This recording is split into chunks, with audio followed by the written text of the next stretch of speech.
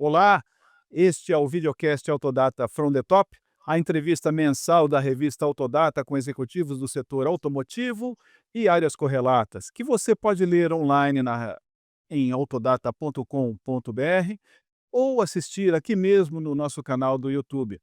A entrevista deste mês está na revista Autodata de março e vai tratar de um tema muito relevante ao momento: a mobilidade de baixo carbono no Brasil.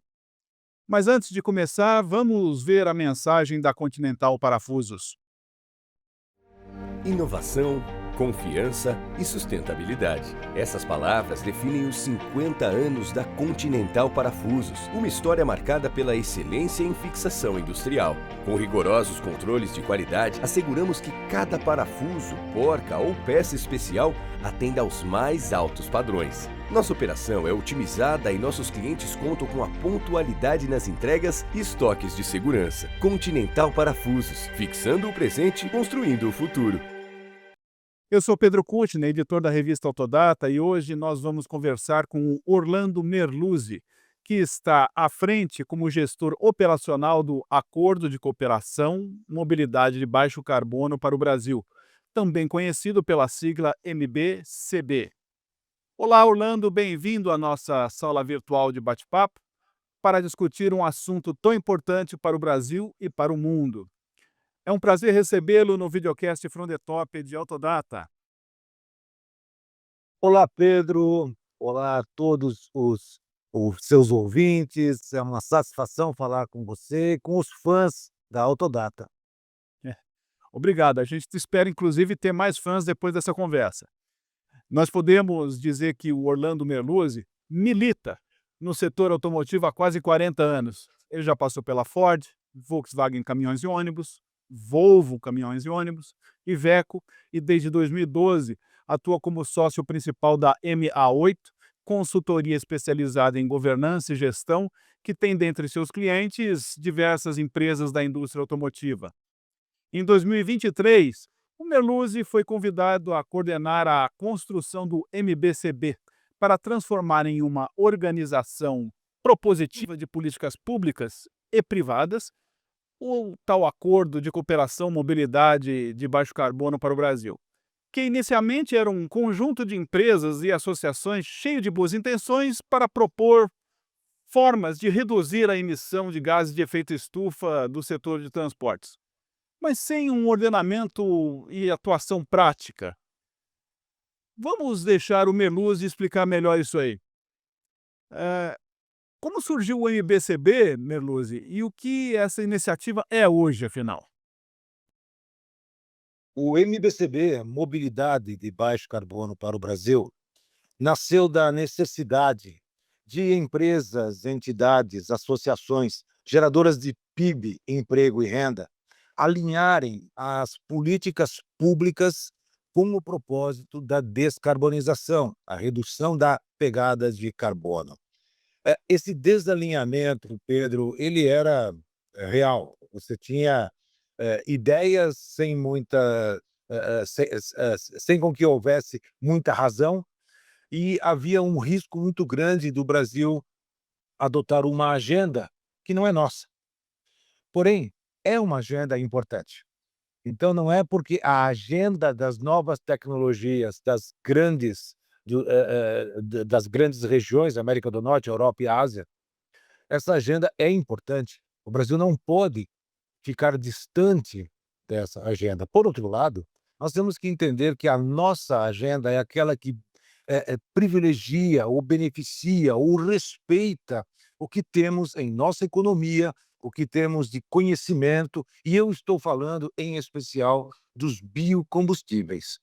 Então, assim nasceu o NBCB, uma necessidade de alinhamento de agendas e propor políticas públicas que respeitem isso, que evitem o risco da desindustrialização, por exemplo.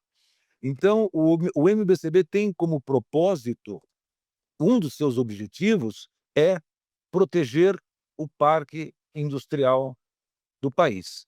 Outro, proteger a economia, evitar riscos da desindustrialização e, ao mesmo tempo, fomentar um cenário propício à neoindustrialização. Como fazer isso, Pedro? Por meio de conscientização, por meio de um processo estruturado de comunicação e conscientização de agentes, influenciadores, legisladores e a imprensa, com o apoio da imprensa, a imprensa séria e competente, como vocês. Obrigado pelo sério e competente. A gente vai tentar honrar essa sua observação. Mas, como é a atuação prática do MBCB hoje? Quais as ações? O MBC, vamos entender como é que ele é composto, né? O MBCB ele é composto é uma coalizão de empresas, entidades e associações que cobrem a cadeia da mobilidade e a cadeia logística da mobilidade de ponta a ponta. Então, fazem parte do NBCB todos os produtores de biocombustíveis derivados do setor sucroenergético, incluindo biogás e biometano. Eh, o Sindipeças, que representa 500, mais de 500 indústrias do setor, e também alguns sistemistas que, além de fazerem parte do Sindipeças e da Abpeças, também participam de forma independente no nosso grupo. Ah, as montadoras estão representadas em todos os seus segmentos, veículos leves, pesados, e máquinas, caminhões e máquinas. A engenharia, então nós temos a EA, a SAE e o IPT, o mais novo membro do grupo. O Sindicato dos Trabalhadores, isso é muito importante. Por que eles estão com a gente? Por aquilo que eu falei antes, o risco da desindustrialização é risco de desemprego. E isso, uma agenda errada, pode causar esse risco ao país. Então, os trabalhadores também estão conosco, porque eles comungam do mesmo propósito. Então, nós temos a industrial, que representa a CUT e a força sindical. E temos também o CONAREM, que representa uma aliança entre as retíficas de motores no país, as oficinas independentes e as empresas distribuidoras no atacado de peças e componentes. Como você pode ver, é uma cadeia logística que pega, como eu falei, de ponta a ponta. Esse grupo se reúne regularmente, temos um conselho de administração, seguimos regras de governança e gestão do próprio IBGC, e há também os comitês, que também se reúnem regularmente. Os comitês, cada um com seus respectivos coordenadores. Temos os comitês técnico, comitê de relações institucionais, de leves e pesados, o comitê de comunicação e marketing, comitê jurídico e o mais novo integrante agora, o comitê que vai atuar com temas relacionados à COP30. É assim que nós trabalhamos. Bom, e uma das, principais missões escritas ali no site do MBCB, né, é promover a descarbonização viável e a transição energética justa. Como esses 2 objetivos podem ser atingidos? Bem, primeiro precisamos entender o que é transição energética justa e descarbonização viável, né? A descarbonização viável é um objetivo comum, mas que respeite o que temos de bom, o que temos de conhecimento, nosso histórico, know-how, aquilo que temos no Brasil de produção de combustíveis, biocombustíveis sustentáveis e renováveis. Então, o que é viável? Viável é aquilo que faça com que o país participe desse processo, acompanhe o que está acontecendo no mundo, por isso eu falei, não pode se afastar das novas tecnologias, tudo que está acontecendo lá fora, o Brasil precisa participar, mas, ao mesmo tempo, precisamos valorizar o que temos no país, e aqui eu estou falando dos biocombustíveis, toda essa potência que temos aqui de biocombustíveis, não só o etanol, o biogás e o biometano, mas também as melhores condições para a produção do biodiesel, do HVO, do hidrogênio, o hidrogênio verde e, eventualmente, no futuro, o SAF e outros biocombustíveis nesse sentido. Então, o que é a descarbonização viável é essa que eh, respeita o que temos, não prejudica o que temos, ela faz com que o Brasil participe desse novo propósito de descarbonização na mobilidade global, mas também não prejudique aquilo que representa, só essa parte dos biocombustíveis no Brasil, representa quase 3,5% do PIB nacional. E o que é a transição energética justa? Justa é aquela que faz com que as oportunidades de negócio, as novas oportunidades de negócio, gerem oportunidades de emprego e renda. Para isso, também oportunidades de capacitação de mão de obra e desenvolvimento de grades de competência. E essa aqui ela é justa, ela traz oportunidades, e principalmente num país como o tamanho do Brasil, ela traz oportunidades descentralizadas. Então, é assim que nós entendemos a transição energética justa e a descarbonização viável. Orlando, o MBCB também aponta a neoindustrialização bioelétrica como forma de reduzir emissões dos veículos e, ao mesmo tempo, dar competitividade à indústria automotiva do país. Esta neoindustrialização bioeconômica, vamos chamar assim, ela está acontecendo de fato? Pedro, está acontecendo, se nós temos já temos políticas públicas que fomentam o desenvolvimento, pesquisas e desenvolvimento de novas tecnologias a partir dos biocombustíveis, que é algo que, como eu mencionei, temos no país como um diferencial e uma grande vantagem competitiva do Brasil.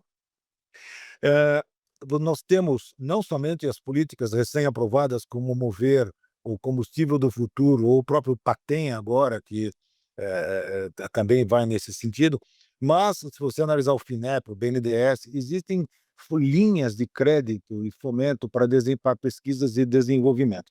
E isso está acontecendo no Brasil. Nós temos no país uma, ah, uma onda de desenvolvimento de biocombustíveis a partir de uma descentralização. Se você pega o norte e nordeste, você tem muita coisa sendo desenvolvida, muita tecnologia nova chegando para os biocombustíveis, não somente etanol, que venha dessas novas plantas, das plantas regionais. Você tem a palma, a macaúba, o agave, como também a própria biomassa marinha, né? Mas você tem tecnologias que conectam esses biocombustíveis com as novas tecnologias de motorização e eletrificação. Então, isso está acontecendo, a gente tem visto, claro, pode não estar aparecendo como deveria aparecer, mas tem muita coisa acontecendo e nos próximos anos, Pedro, o Brasil vai ter uma condição muito favorável de ser um grande protagonista nesse sentido. O IBCB, como você já disse, Orlando, defende a neutralidade de rotas tecnológicas para reduzir as emissões do setor de transportes. Ao contrário, né, do que fizeram Europa e China, que apostam todas as fichas nos carros elétricos, no máximo plug-in, né? O que já traz muitos problemas, principalmente a fabricantes de veículos de países europeus. Observando esse contexto global, o que o país deve incentivar de fato para promover a descarbonização das emissões de sua frota de veículos? Bem, esse é um dos propósitos e objetivo do MBCB. eh, a descarbonização por meio de todas as rotas tecnológicas. Pedro, todas as rotas, inclusive a eletrificação, principalmente a eletrificação, é parte da solução. Não existe uma única bala de prata que você fale, essa é a solução para a descarbonização. Como eu falei no começo, quando eu expliquei da necessidade de alinhamento das agendas, e esse era um dos pontos que parecia ser um pouquinho desalinhado. Então, as rotas tecnológicas, a eletrificação em si, ela é inevitável. A tecnologia dos veículos elétricos é fantástica, não se discute isso. Agora, tem muita coisa para acontecer até que essa tecnologia possa estar num nível de maturidade. A própria tecnologia está se desenvolvendo, as baterias que hoje são, íon, digamos, com eletrólitos, líquidos, elas tendem a ser a eletrólito sólido, menores, mais densas, mais leves, ou seja, essa tecnologia está em evolução. E a própria tecnologia de veículos elétricos que nós temos hoje não é o que nós vamos ter daqui a 10 anos, certamente não será. Então, como você falou, Europa, né, eu diria para você que se Europa e China tivessem, cana-de-açúcar e etanol, ninguém estaria falando de veículos elétricos, mas essa não é a realidade. Então tem muita coisa para ser, desenvolvida, não só em termos de tecnologia do produto em si, mas todos aqueles periféricos de estrutura, e depois eu espero poder falar um pouquinho mais sobre isso, na frente dessa nossa conversa, sobre essa dificuldade de infraestrutura para poder viabilizar. Nós estamos vendo o caso dos ônibus aqui em São Paulo, tem aí matérias sobre isso, em que os ônibus, as empresas precisam adquirir ônibus elétricos, elas têm já o produto, elas têm todos os carregadores ou, rápidos e ultra rápidos, mas não conseguem, a energia não consegue chegar, e não é simplesmente ali na garagem, né. Você tem a questão do bairro, porque se você tiver uma sequência de ônibus elétricos carregando à noite, cai a energia do bairro. Para isso, a Enel precisa, colocar a energia que puxar desde a subestação. Então você imagina que as garagens de ônibus, elas estão geralmente na periferia, então isso não é uma coisa barata de ser feita e também não é rápido. Então a infraestrutura não passa simplesmente pela, por alimentar o produto, mas por como essa energia chega e de que forma essa energia é gerada. O Brasil, sem dúvida, ele tem a geração de energia e de eletricidade mais limpa e renovável. 89% das fontes do Brasil são renováveis. Então, nesse ponto, o país também está em situação privilegiada, inclusive para a eletrificação. Já está fazendo um ano, aproximadamente, Orlando, que o MBCB reuniu autoridades públicas de alto peso lá em Brasília e também representantes dos seus participantes, né, para apresentar um dos primeiros frutos de seu trabalho, que foi o estudo Trajetórias Tecnológicas Mais Eficientes para a Descarbonização da Mobilidade no Brasil, que foi encomendado às consultorias LCA e M-Tempo Capital. Esse amplo estudo tem informações de alto impacto, né? Aponta caminhos mais eficientes para reduzir emissões de CO2 e evitar perdas econômicas ao mesmo tempo. Este documento, de alguma forma, já influencia políticas do governo? Sem dúvida, Pedro, esse é um documento muito importante, esse estudo.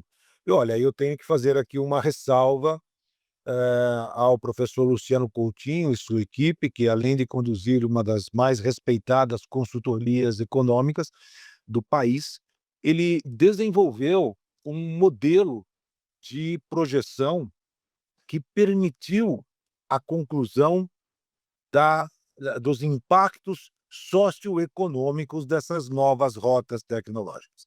Então, fala-se em termos, por exemplo, de emissão de CO2, ou emissão de CO2 equivalente por quilômetro ou por megajoule, perdão, mas, o isso tem de monte. Quanto emite, quantas toneladas, cada rota tecnológica, cada energético, cada combustível, mas não se tinha um estudo que apresentasse o impacto socioeconômico disso. O que isso impacta na economia e na sociedade. Então, e até hoje é o único estudo vigente, é o único estudo crível que está à disposição. Esse, e aliás, ele está à disposição no site do MBCB, as pessoas podem fazer o download dele em português ou em inglês, porque ele é uma referência mesmo.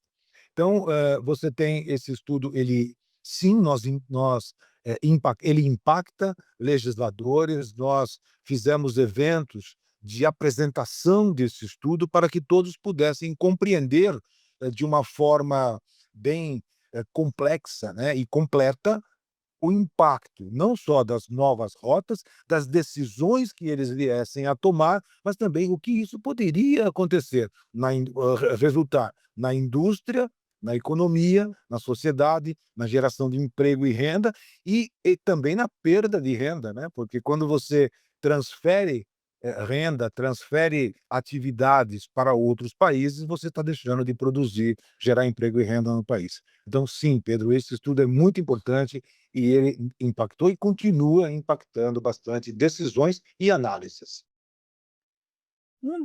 Na nossa opinião aqui, um dos achados mais impactantes desse estudo, Orlando, que ele mostra que no curso dos próximos 30 anos, se o país incentivar a produção dos chamados carros bioelétricos, híbridos alimentados com etanol ou outros biocombustíveis, a indústria teria um aumento de faturamento de 2,4 trilhões de reais e o PIB ganharia mais 878 bilhões de reais.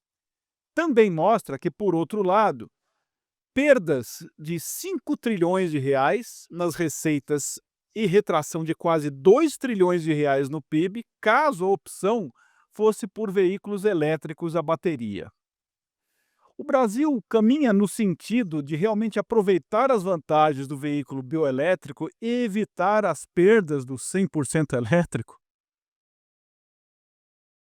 Pedro, o Brasil caminha porque já há uma consciência do que é a melhor rota para o Brasil. E aqui deixa eu explicar um pouco, se nós analisarmos, eu quero fazer uma referência a um estudo recente apresentado pela Anfávia, que projeta as rotas tecnológicas, projeta as demandas futuras de energia, de mobilidade, como as coisas aconteceriam. Você vê que a melhor combinação é a combinação dos biocombustíveis com as novas tecnologias, e quando eu falo novas tecnologias, eu falo tanto de motorização quanto de eletrificação. Então, quando você combina esses 2 cenários, você tem o melhor cenário em qualquer situação. O próprio estudo que a Anfávia apresentou traz isso, e o estudo nosso, do professor Luciano Coutinho, também mostra isso. As perdas que ele mostra é referente, inclusive, àquela agenda desalinhada que eu falei no começo. No começo você tinha, e ainda existem, projetos de lei, alguns na gaveta, mas eles ainda estão vivos, que obrigam o Brasil a produzir somente carros elétricos a partir de um determinado momento. Isso é um perigo, é uma irresponsabilidade, e quem cuida, quem faz com que isso evolua dentro do ambiente legislativo, seguramente não sabe o que está fazendo. Exatamente pelo impacto negativo que ele traz, e na perda de empregos, que ele traz na perda de receita e na transferência de receitas e renda para outros lugares. Eu vou dar um exemplo, a questão das baterias. De novo, quero deixar claro, o carro elétrico é uma tecnologia espetacular. Nós contamos com essa tecnologia como parte da solução para a descarbonização, mas não é a única bala de prata. Em termos de bateria, você nós podemos produzir baterias no Brasil a partir dos módulos, dos packs e agregar valor nas baterias com o sistema de gestão, com o sistema de arrefecimento e tudo mais. Mas as células continuarão sendo produzidas na Ásia. 90% de cátodos, ânodos, eletrólitos são produzidos lá. Não tem como a gente produzir aqui. Não compensa, não tem escala, o investimento é astronômico e a própria mineração e processamento de todos aqueles materiais nobres, o lítio, o níquel, o próprio cobre, e depois as terras raras, os lantanídeos, tudo isso daí, o próprio cobalto, que é prejudicial, mas ele ainda vai perdurar por muito tempo. Esses elementos nobres, eles podem até alguns deles serem minerados, mas a mineração custa cara, você não abre uma mina da noite. Olha a dificuldade, imagina no Brasil com todas as dificuldades que nós temos de meio ambiente, todos os impedimentos, se você consegue abrir uma mina da noite para o dia, não consegue. Então, a mineração, o processamento, tudo isso é feito, na China ou na Ásia. Então, você pega Japão, Coreia e Taiwan e a China, eles dominam 90% desse processo de produção de bateria. Não há como você mudar essa matriz, assim, isso não são décadas para mudar essa matriz. Mas o Brasil tem a possibilidade de agregar valor na produção de baterias a partir dos módulos, dos packs, e talvez os módulos ficam mais difícil ainda, mas a partir dos packs e de todo aquele sistema de gestão da bateria. Então, esse é o que nós chamamos de, transferência de renda. Eh, não é por aí, você não o Brasil não tem essa condição, assim, de tão fácil, né, tão facilmente de fazer mesmo porque requer investimentos, muito investimentos, um ambiente propício a isso. Mas vamos fomentar aquilo que o nosso ambiente permite. A questão da combinação dos biocombustíveis com as novas tecnologias é o melhor cenário, e é isso que mostra o próprio estudo da Anfávia e mostra o estudo do, professor Luciano Coutinho. Orlando, me parece que essa deficiência em fazer células das baterias parece ser a única que o Brasil tem no cenário de descarbonização, né? Porque muito se fala que o Brasil é um dos poucos países do mundo que tem todas as alternativas possíveis para descarbonizar as emissões de sua frota, né? Mas aqui os carros flex, que são mais de 80% da frota, né, ainda usam mais gasolina do que etanol, e o diesel domina completamente a energia dos caminhões e ônibus, né, com alguma parcela de biodiesel. Na prática, isso mostra que o país não está usando todo o potencial bioenergético que tem. O que fazer para destravar esse potencial? Bom, primeiro separar a emoção da razão. Então, e olha, e ainda há montadoras que na hora que entregam um veículo novo, não vou citar, mas existe, que quando entrega um veículo novo fala: "Se você abastecer com etanol, a tua garantia a revisão é daqui 6.000 quilômetros, se abastecer com gasolina daqui 12.000 quilômetros". Isso é inaceitável, porque tecnicamente não se sustenta. O etanol, ele além de ser de ser a melhor solução para o meio ambiente, ele, não prejudica o motor, não prejudica o funcionamento dos veículos. Então é uma questão de conscientização.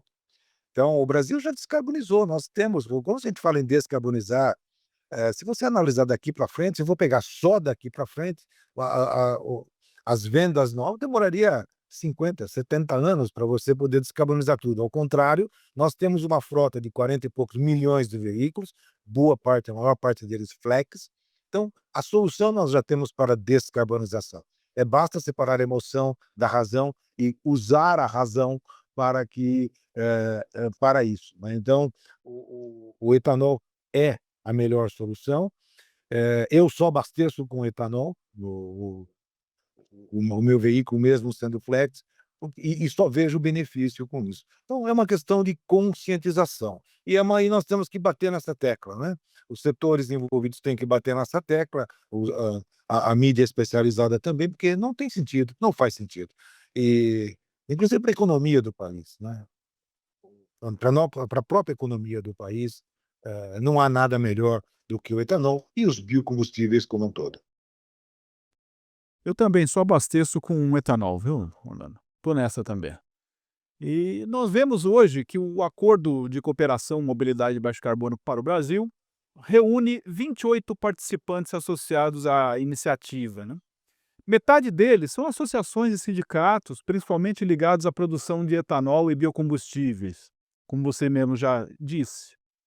Essa concentração reflete a opção preferencial do MDCB pelo uso de combustíveis renováveis para reduzir as emissões de carbono fóssil no Brasil?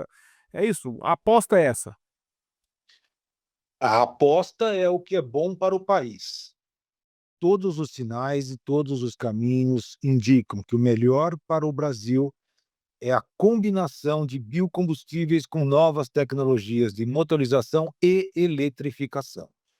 Então, nós temos empresas de todos os segmentos, em todos os setores, que são parte do MBCB, participam do MBCB, estamos em expansão, o acordo de cooperação, essa coalizão está em expansão, estamos conversando com várias empresas que já demonstraram interesse em participar, mas não é a aposta é o que é o melhor para o Brasil. E todos os caminhos deixam claro que a combinação dos biocombustíveis com as novas tecnologias é a melhor solução para o Brasil. Aliás, os biocombustíveis, eles são tão importantes na descarbonização, Pedro, que eles são a melhor solução para descarbonizar os veículos que são mais difíceis de você eletrificar. Caminhões pesados, transporte pesado, máquinas, aviões, navios. O caminho é o biocombustível. Como é que você vai eletrificar todos esses segmentos? Então, nós temos isso no Brasil como uma grande vantagem competitiva e temos que apoiar. E o momento é muito propício para isso, mas não bastasse os investimentos, os grandes investimentos anunciados pelas montadoras e pela indústria de autopeças e sistemistas, aí algo com 160 bilhões de reais, nós temos o legislativo, eh eh, ele compreendeu, ele entende essa necessidade, temos apoio do Congresso, o governo apoia essa vejam os projetos de leis recém-aprovados, então existe um movimento, existe uma onda muito propícia para que esse desenvolvimento da descarbonização no Brasil, na mobilidade, por meio dos biocombustíveis e da bioeletrificação, seja algo que não pare. Daqui sairá as possibilidades do Brasil se tornar um protagonista também em outros países, em outras regiões do mundo, com as nossas tecnologias, podendo exportar motores bioelétricos e sistemas que nós temos aqui e que outros países da parte norte do globo não têm. Orlando, olhando para a lista de participantes do MBCB, a gente nota também as ausências, né? E uma delas, importante, é a Anfávia, a entidade que reúne os fabricantes de veículos. Por que a Anfávia não participa? Existe alguma divergência? Nenhuma divergência, a Anfávia é nossa irmã e as portas estão abertas. Eles serão muito bem-vindos a hora que eles quiserem participar. Temos princípios e propósitos confluentes, não temos nenhum conflito. Existem montadoras que estão presentes no MBCB, representando todos os segmentos, carros de passeio leves, comerciais leves, caminhões, máquinas. Então, não existe nenhum conflito, pelo contrário, as portas estão abertas para eles. E olhando de novo para essa lista, Orlando, nós temos 3 fabricantes de veículos leves, um deles inclusive é um importador chinês que traz carros elétricos e híbridos plug-in para o Brasil. Temos um fabricante de veículos pesados, um de máquinas agrícolas e de construção, 2 de motores diesel, 4 fornecedores de autopeças, além de associação da categoria, que é o Sindipeças. Existe algum plano ou intenção de atrair mais participantes da cadeia automotiva para a causa do MBCB? Sem dúvida, estamos em expansão. Na verdade, são 5 sistemistas, que também fazem parte do Sindipeças e Abripeças, mas que decidiram também participar de forma independente. Lembrando que o Sindipeças, ele representa mais de 500 empresas que estão presentes no MBCB. Quanto às montadoras, nós temos 2 montadoras, 3 montadoras de veículos que representam aí praticamente 40% do mercado. Veículos leves. Temos uma montadora de caminhões, principalmente pela questão do biogás e do biometano, os biocombustíveis para o pesado, e temos uma montadora, uma das maiores, talvez a maior, a mais importante, de máquinas agrícolas, também com o objetivo, o propósito dos biocombustíveis. Então, todos os segmentos estão bem representados. Como eu falei, você tem produtores, desde o produtor de biocombustível, passando pelas autopeças, pelas montadoras, pelos trabalhadores, pela engenharia e pela ponta, pela distribuição. Esse grupo é o grupo mais diverso com esse propósito no país. E há outros que estamos conversando e farão parte em breve. Certo, Orlando. E para falar um pouquinho de futuro, né, quais são as próximas iniciativas do Acordo de Cooperação, Mobilidade e Baixo Carbono para o Brasil? Existe um plano de ação aí? Você estava falando inclusive de infraestrutura de recarga, enfim, o NBCB pretende se inserir nessas discussões, a propor políticas? Sem dúvida, o MBCB ele concluiu a primeira fase. Nós entendemos que a primeira fase ela foi concluída com a aprovação do projeto de lei Combustível do Futuro. Nós pudemos trabalhar trabalhar nele para que todas as rotas fossem contempladas, fizessem parte, afinal de contas, estamos falando de futuro para este país. E o combustível do futuro é, sem dúvida, a política mais moderna e avançada nesse segmento no mundo. Eu não tenho dúvida de falar isso. É um modelo a ser seguido. Agora vamos para uma segunda fase, Pedro. A segunda fase ela é muito importante porque é colocar em prática tudo aquilo que está no papel. Então você tem um projeto de lei, quando ele é aprovado, ele requer depois as regulamentações. Então você tem uma agenda regulatória para cada um dos itens que estão lá. E essa agenda regulatória demanda trabalho, grupos de trabalho, muita gente trabalhando no governo. Aliás, o governo está muito empenhado e eu tenho que falar isso. O governo ele participa demais, ele coordena com grupos de trabalho toda essa agenda regulatória é muito bom de ver. Agora, eh, o que vem nessa segunda fase, Pedro, é um pouco além de colocar em prática a agenda regulatória, que é super importante, mas o que vem pela frente, porque muito se fala, o próprio estudo da Anfávia, que é um belo estudo que foi apresentado, ele apresenta um futuro e ele apresenta uma demanda futuro para eletrificação, para etanol, para biogás, biometano, para hidrogênio, tudo isso requer infraestrutura. Então, quando nós falamos que pela projeção do estudo da Anfávia, nós teremos mais a necessidade nos próximos 15 anos ou 20 anos de mais 42, 45% de etanol, mais 50 terawatt-hora de fornecimento de eletricidade, 11 milhões de metros cúbicos por dia de biogás e biometano, 370, 380 mil toneladas de hidrogênio,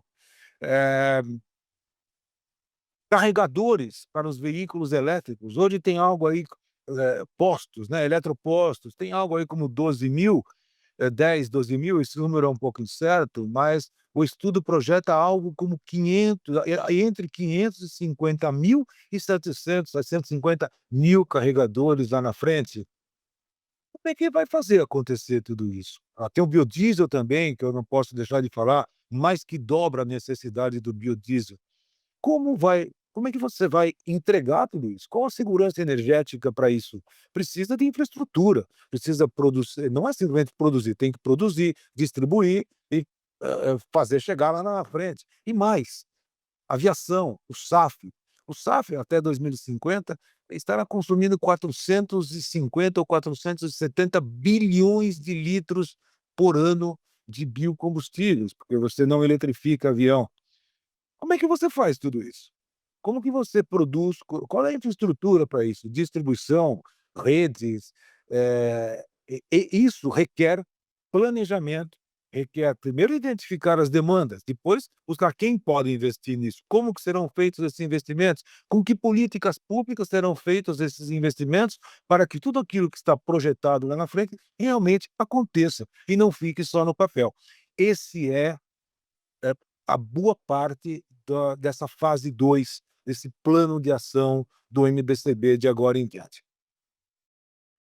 Orlando, diz a ciência, né, que não existe nada mais democrático do que emissões de carbono, porque tudo que é emitido em um país se alastra para a atmosfera de todos os outros, né. Então, nesse sentido, o MBCB deveria se alinhar a iniciativas e propostas mais globais de redução de emissões, para que elas tenham um efeito além das fronteiras brasileiras. Isto é possível? Como as propostas do MBCB poderiam se tornar mais internacionais, vamos dizer assim? É possível, é necessário, vai acontecer no momento certo. Principalmente, uma das coisas que nós estamos trabalhando, Pedro, combater as barreiras que existem, no exterior contra o próprio biocombustível no Brasil. Existe a falácia do que o biocombustível compete, a produção de biocombustível no Brasil compete com a produção de alimentos. Isso é mentira, não existe essa competição. Por outro lado, nós ainda temos muita coisa para fazer aqui no Brasil, antes de nos internacionalizarmos, de fato. Mas esperamos ser também modelo para outros países, principalmente no sul global, da descarbonização justa e viável por meio de biocombustíveis. Orlando, olha, acho que a gente abordou uma série de assuntos nesse sentido, né, e nós chegamos ao fim da conversa.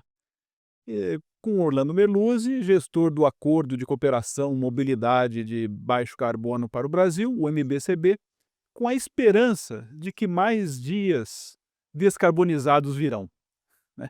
E o Brasil seguirá à frente desses esforços, com certeza, que devem ser globais também. Muito obrigado pela conversa, Orlando. Eu que agradeço, Pedro, a Autodata, aos fãs da Autodata que nos assistem, e quero deixar um convite para que conheçam o MBCB, participem do MBCB, venham com a gente nesse propósito, participem dessa jornada, acessem o nosso site e lá você terá muitas informações. E siga também o MBCB nas redes sociais, né. A gente tem um propósito nobre, necessário, importante para o país, e esse é um movimento que está em expansão e não vai parar mais. Obrigado, Orlando. E nós de Autodata agradecemos a sua audiência.